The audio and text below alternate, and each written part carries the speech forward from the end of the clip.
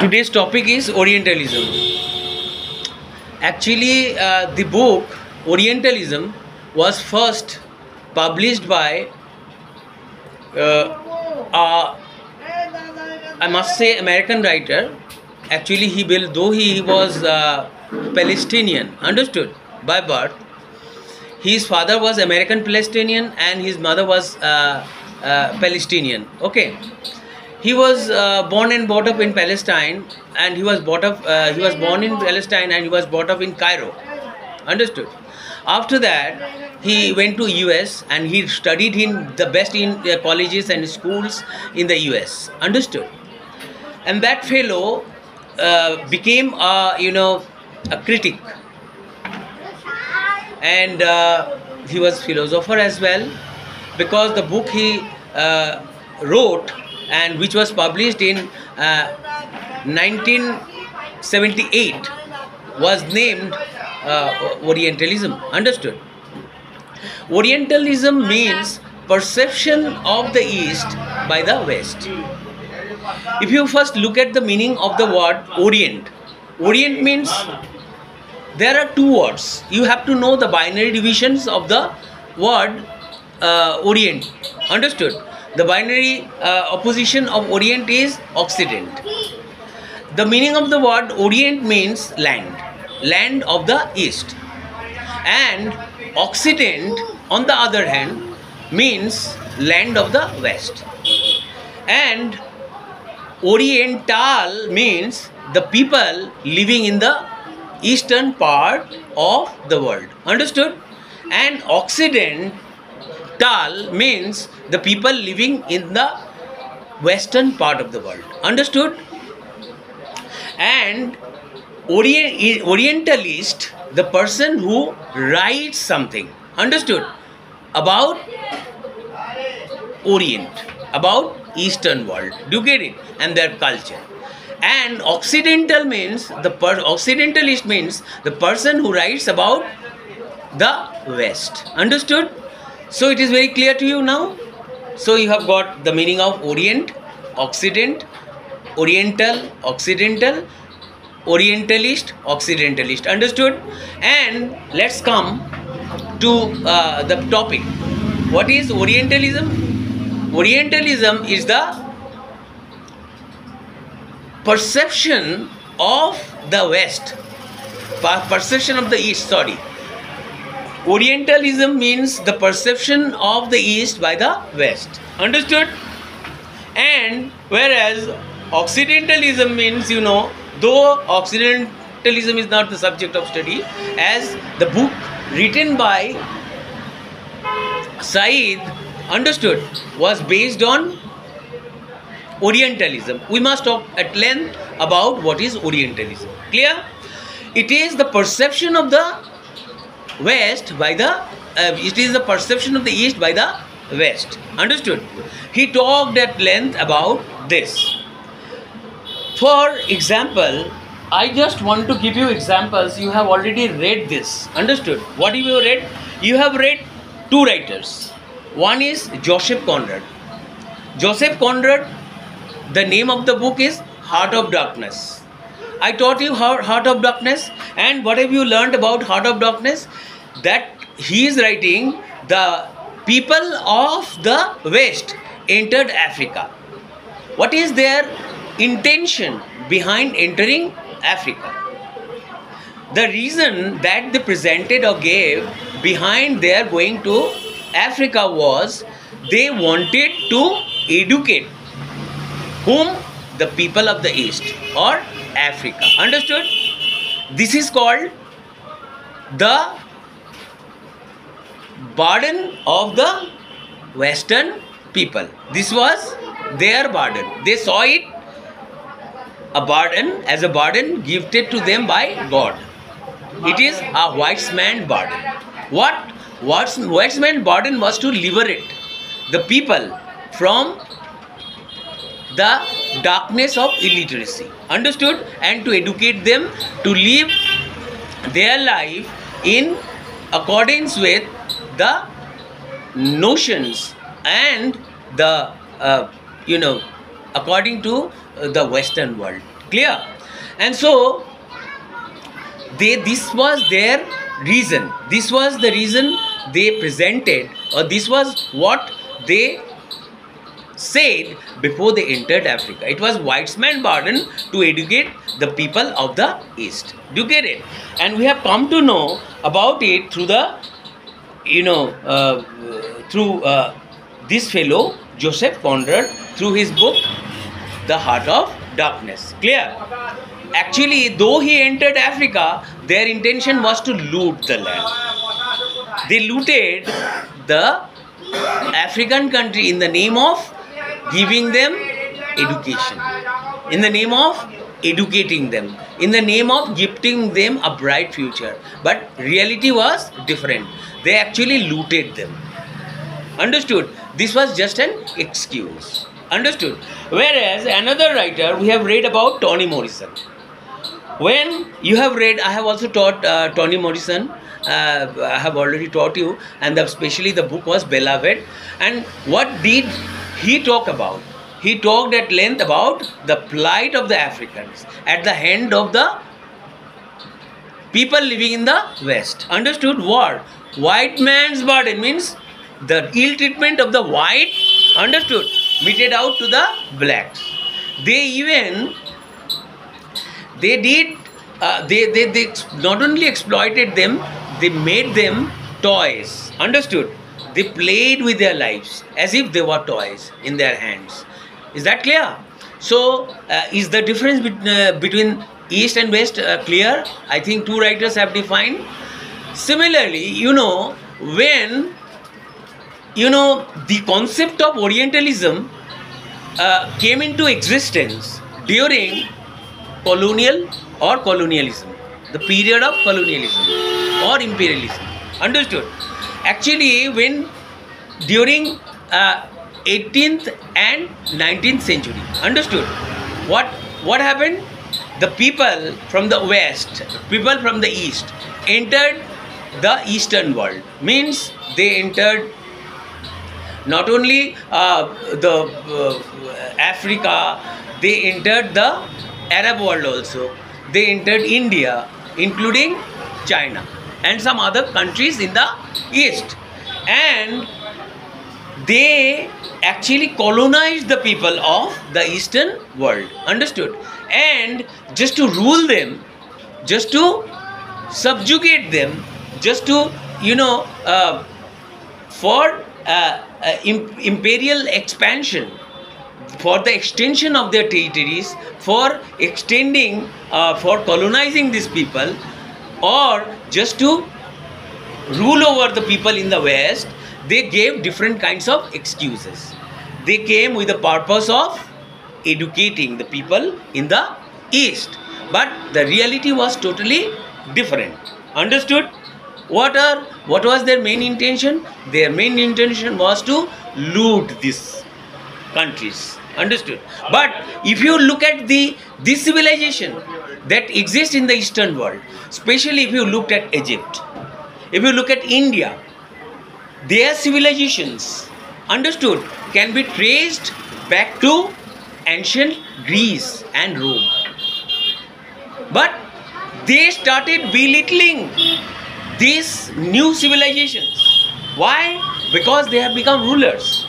On the basis of various issues, they started belittling Indian culture. They said these people living in the African countries, living in Arabian countries, living in India are inferior, exotic, backward, uncivilized.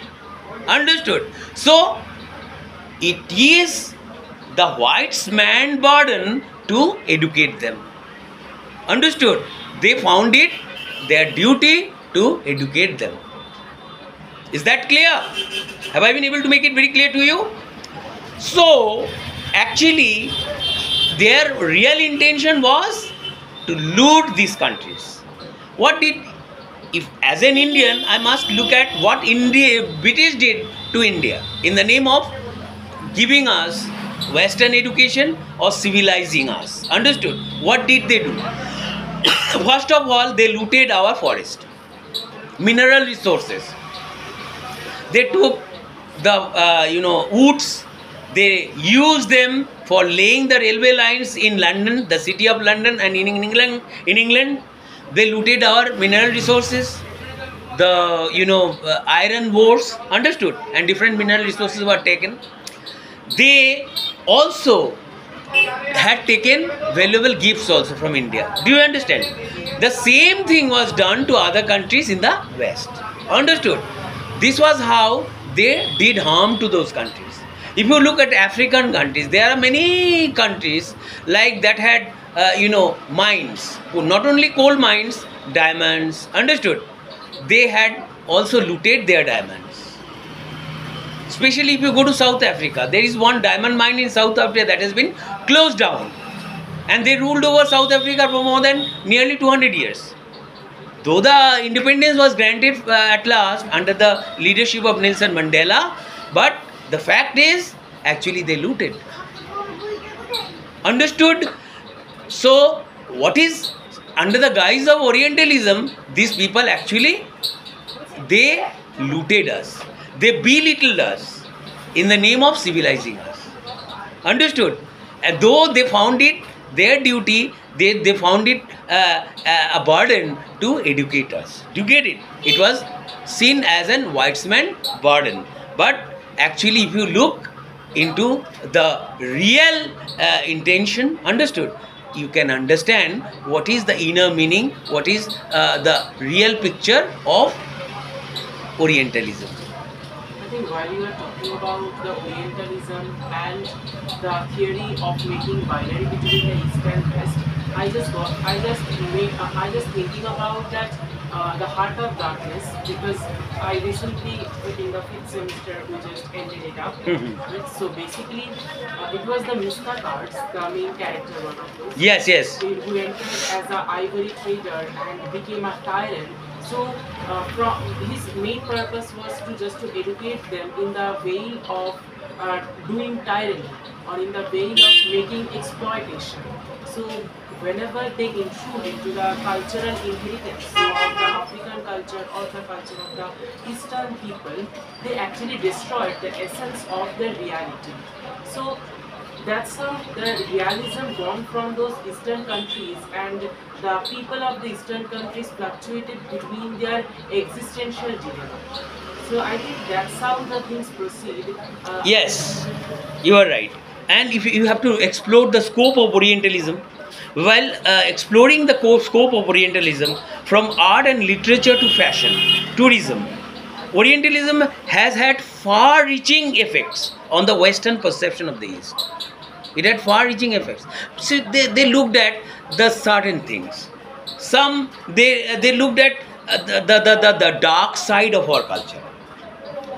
They wanted to describe this: Indians are barbars. Understood? They don't know how to put on clothes, and they are naked. Understood? Even they went to the extent of describing Mahatma Gandhi as a person who was a barbar. Understood? They didn't do justice to the Indian great men. And there are, even during British rule, there were some Indians who supported the British rule. Why do you know? Actually, did not they understand the difference between Orientalism and Occidentalism? They understood, but they needed it for modern education. Understood? That was the need of the hour. That was they supported. But in reality, what they belittled us. They did not give importance to Indian culture. And look at Africa. When they went, they saw the dark areas of their culture. But yes, sure, why not? Hello. I'm বাড়িতে পড়তে এসেছি।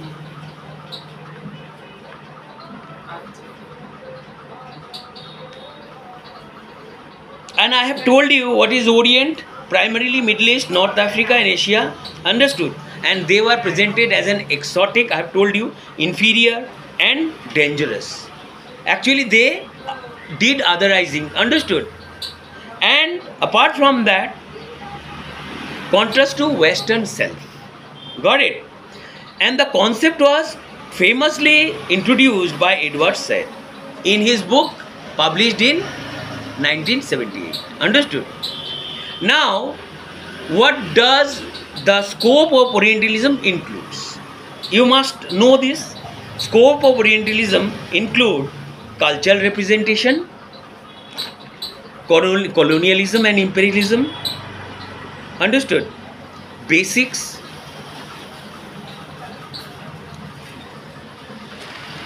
So, look at three scope of Orientalism. The scope of Orientalism includes what? What does it include? The following aspects. What are they? Academic discourse, number one. Number two, academic discourse. Because actually it was incorporated. Orientalism was a major subjects. Understood? In the academics. In the study of what?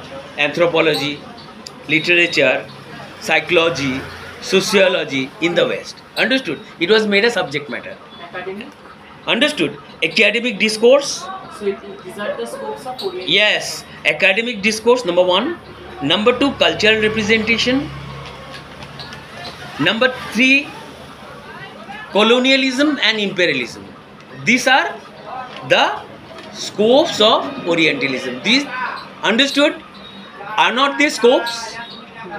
Why they are scopes? Let's see whether they are scopes or not. Orientalism originated in European academic disciplines, particularly in the fields of literature, history, anthropology, art during 18th and 19th century. Understood? When did Orientalism become a part of the academics? During 18th and 19th century? Where? In Europe. Understood? Then cultural representations. Orient was often depicted as mysterious, backward, exotic, reinforcing stereotypes, prejudice about non-Western cultures.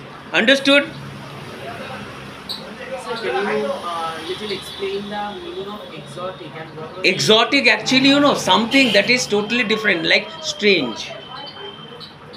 Something that, if something is exotic, natural, as if it is a product of nature. Suppose, if you have not learned how to put on clothes, if you have not yet discovered, if you still remain primitive, what does it mean?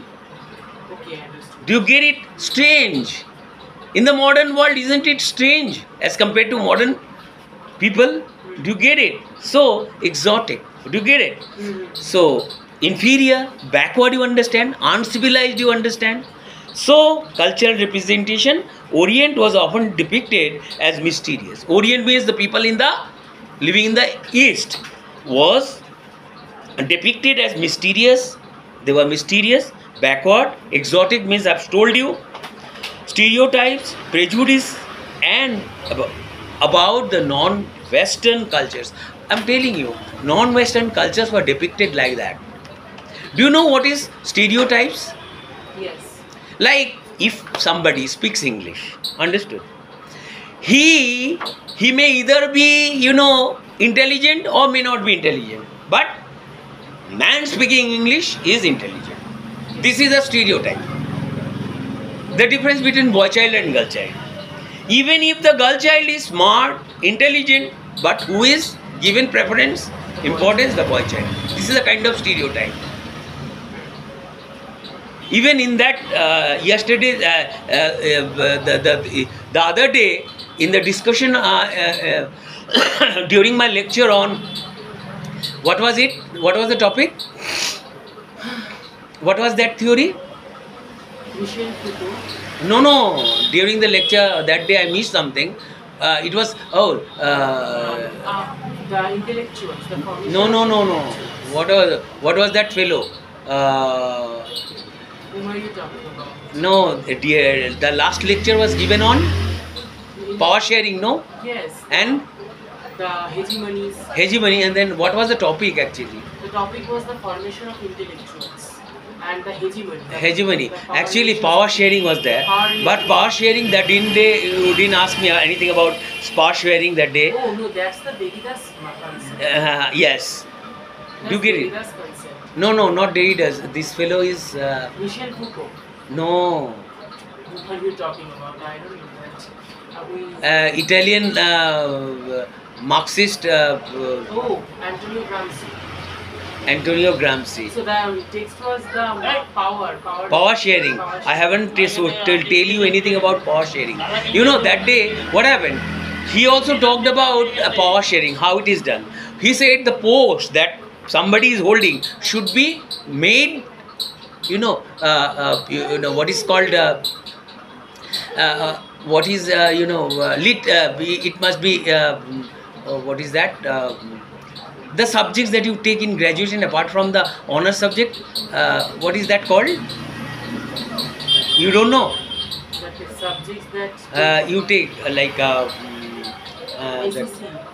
that compulsory. It means the power sharing can be done only if the powers are temporary, not for a short period of time, and if they are made elective. Elective.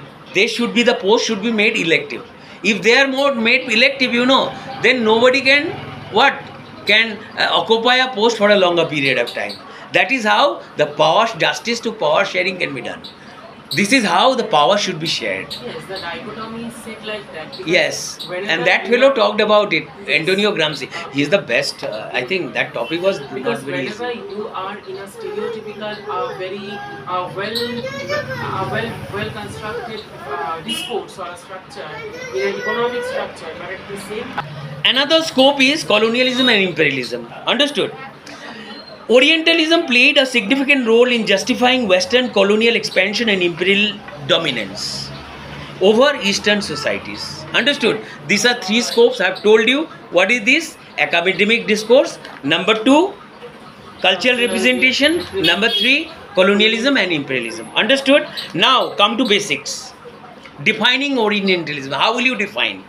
Orientalism is a set of assumptions or stereotypes about the Middle East, North Africa and Asia that have been perpetuated by Western culture. And looking back, how will you look back? The roots of Orientalism, like I've already said, can be traced back to ancient Rome and Greece. Understood? Roots of Orientalism can be traced back to ancient Greece and Rome. And what is the impact today? Orientalism continues to influence even today. Even some Western power, sometimes they attacks. Missile strikes happen, isn't it? America, if America has occupied, what is called the new country, Saddam Hussein state, Iraq. American War of Independence, and America occupied Iraq. Saddam was hanged to death. Understood? What did they say? Still, Orientalism exists, and that's why we have come to right the wrong. Understood? There are some areas of weakness, and we have to work upon them. Do you get it? This is what? Orientalism. So, Orientalism continues to influence global politics even today, economics and culture. Origins and evolution, academic interest.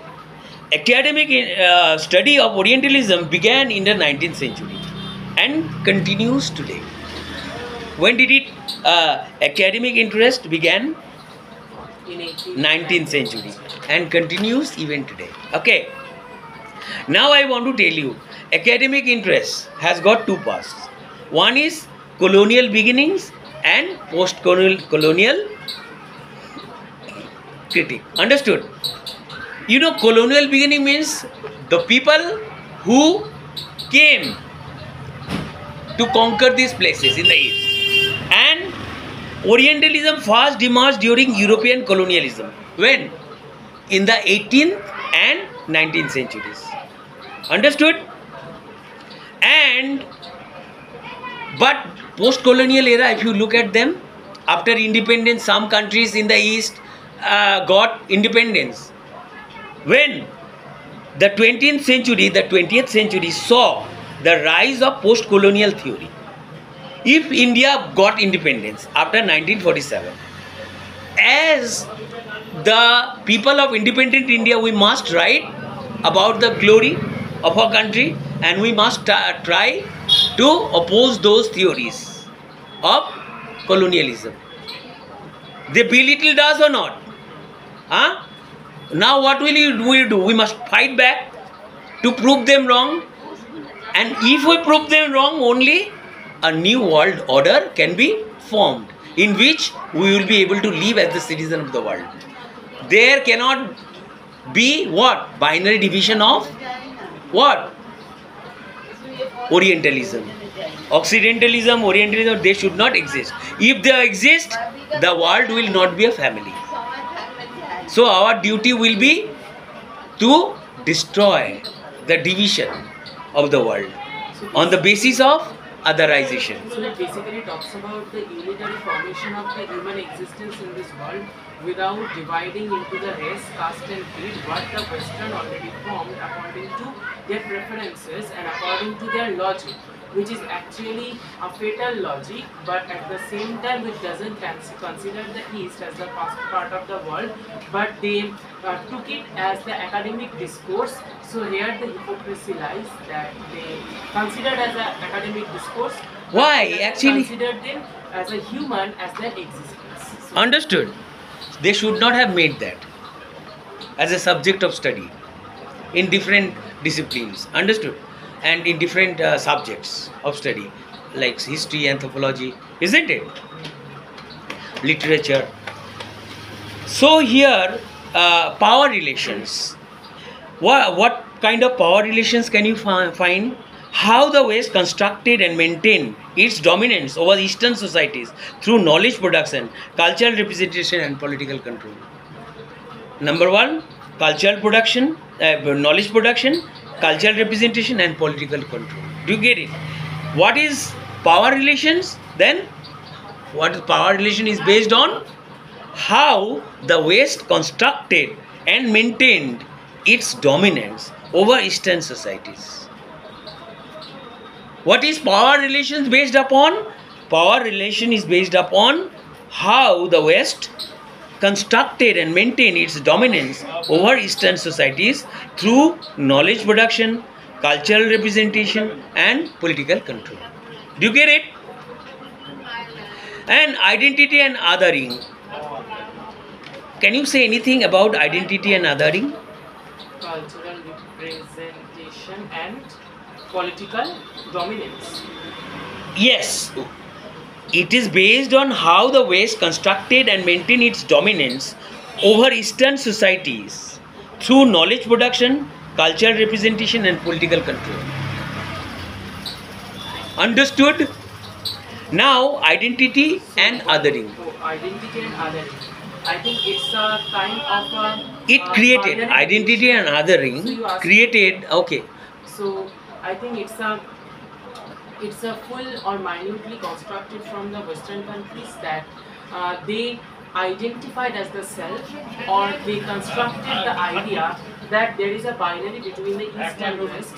So whenever they identified themselves as the self or as the I, they pointed out or pointing at the East as the other. So the otherization is a kind of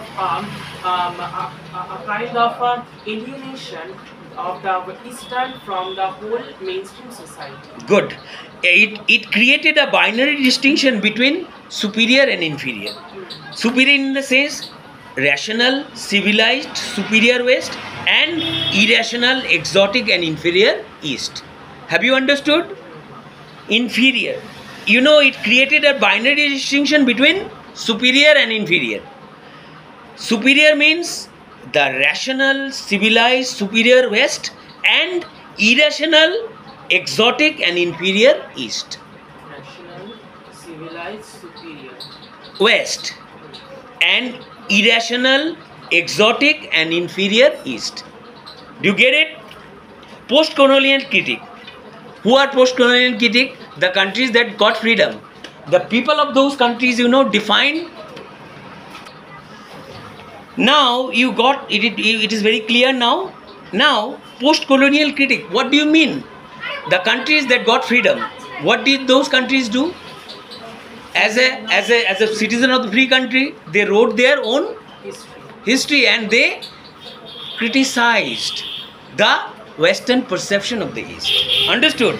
This is called post-colonial critique.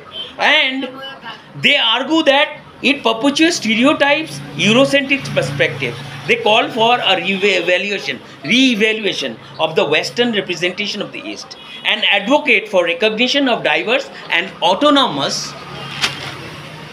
voices from non-Western world. The effects of Orientalism. Do you think, what are the effects of Orientalism?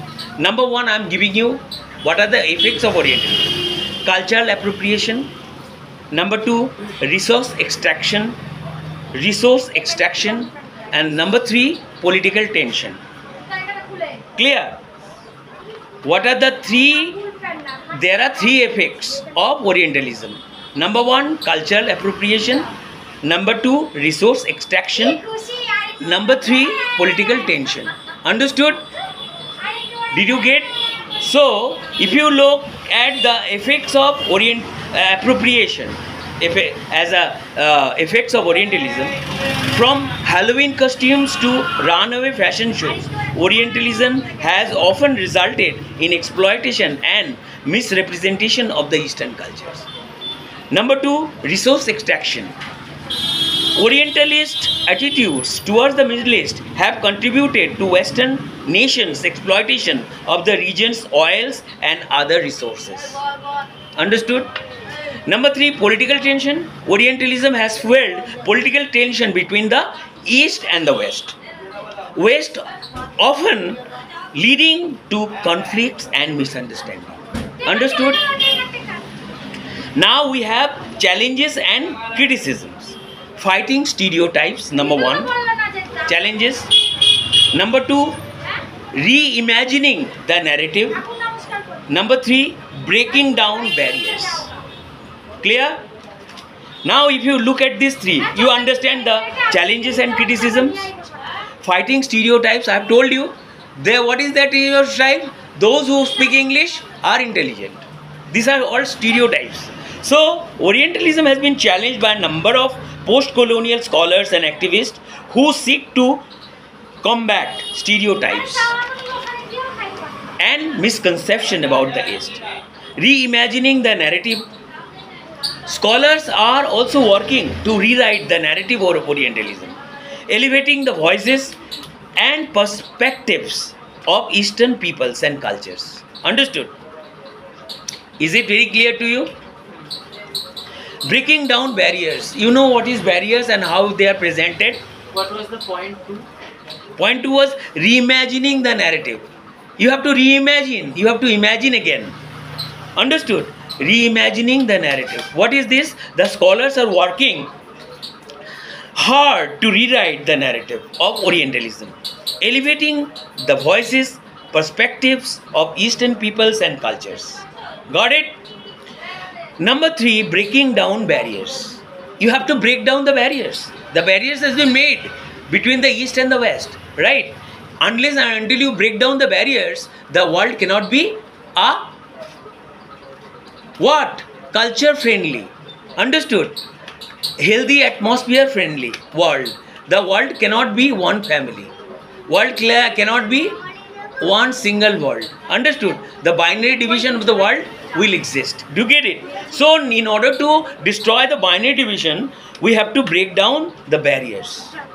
The efforts to promote global understanding and cross-cultural dialogue serve as a powerful force against Orientalism and its harmful effects. Understood? Orientalism has harmful effects or not?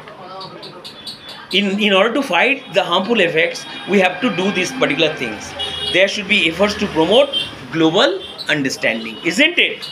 Unless we understand each other, like during COVID-19, what did we do? World became one family. Oh, did the notion of Orientalism or Occidentalism exist? The world became united or not? Did the people carry this during that problem? It has become a world issue, and all the entire world fought what? Against COVID-19. World became one or not? So, to have a healthy world, to have a culture friendly world, to have a peaceful world, we need to break down or these barriers or binary distinction, isn't it? So there should be effort to promote global understanding and cross-cultural dialogues, and these are powerful force as a powerful force against Orientalism and its harmful effects, isn't it? Modern day examples. What are the modern day examples of Orientalism? Cinema, tourism, then politics. Understood? Cinema, from action films to romantic comedies, Hollywood continues to perpetuate Orientalist stereotypes about the East. Number two, tourism. Travel industry often resorts to Orientalist advertising and marketing tactics to sell trips to Middle East and Asia. Understood? Politics. Politicians and pundits alike have used Orientalist rhetoric to justify the harmful policies and biased worldviews. Right or not? You got? Is it very clear to you? I think these points are very easy. Do you want to write down? Are not they getting recorded? Yes. Yes, there is no problem then. And what do you know? What do you want to say about the future of Orientalism? I am leaving this to you. I think the future, there is more than something we thought about Orientalism. There is a big opportunity or potential we can see near in case of Orientalism, because Orientalism gives us the platform or the opportunity to make our voice echo in a chamber of the global heritage or the global representation. Because the global representation, which is much needed in these days, because the people, they are divided into some races, caste and creed, even if now on the verge of the 21st century. So basically, Orientalism, whereas it promotes something which is very primitive, which is very exotic, but at the same time inferior also, backward also, but at the same time it gives us the potential, the opportunity to explore with the potential. It means supporting Orientalism means supporting binary distinction of the world. So basically, supporting Orientalism is also gives us the opportunity to explore our potential. Like if I talk about these things which is very marginalized, which is very primitive, something which creates a binary, as an individual, the person gives himself the opportunity to explore with something which he was totally unaware of. What the West think that what is the logic and what is something which is which is already formatted rules. We have to look beyond all those things. So these are the expectations. These are the barriers or hindrances. Yes, hindrances which can be gotten over. Yes, gotten over. Okay, new voices, emerging scholars and activists are continuing to push back against Orientalism and promote cross-cultural understanding. Asian artistic expression, contemporary artists are using their work to challenge Orientalist tropes and reclaim cultural narratives. Understood? Education and awareness. By educating ourselves and others about the dangers of Orientalism, we can work towards a more enlightened and compassionate world. Clear? So to conclude, you need to look forward, looking forward. Number 2, reflection, and number 3, action. Clear? And so what will you say as conclusion? While Orientalism continues to be a pervasive force in our world, there is hope for a more inclusive and equitable future. Right? Looking forward, it means while Orientalism continues to be pervasive force in our world, there is hope for a more inclusive and equitable future. Number 2, reflection. Let us all take a moment to reflect on our own beliefs and biases and how they may be influenced by Orientalist ideas. Right? This is reflection. Number 3, action. Finally, let us commit to taking action in our own spheres of influence to combat Orientalism and promote true cross-cultural understanding. Is it clear? The scope of Orientalism continues to be relevant in contemporary discussions about representation, cultural exchange, and the legacy of colonialism. The scholars and activists engage with the concept to challenge stereotypes, promote cultural understanding, and advocate for a more equitable global relations. Do you get it? Thus, what is necessary to make the world a family, to have a world-friendly atmosphere, world-friendly, healthy atmosphere, we should destroy or break down the binary division of the world. Understood? This is how the world can be a global village, where like Vasudeva Kutum Vakam, right? What is this? The whole world is, what does Vasudeva Kutumbakam means? The whole world is our relatives. Relatives. So you should not, you don't see others as your enemies if you cannot see them as your friend. So that's all today. If you have liked my video, you don't forget to share it with those who may benefit from this lecture. I'm sure you must not hesitate to share the class. Thank you. That's all today.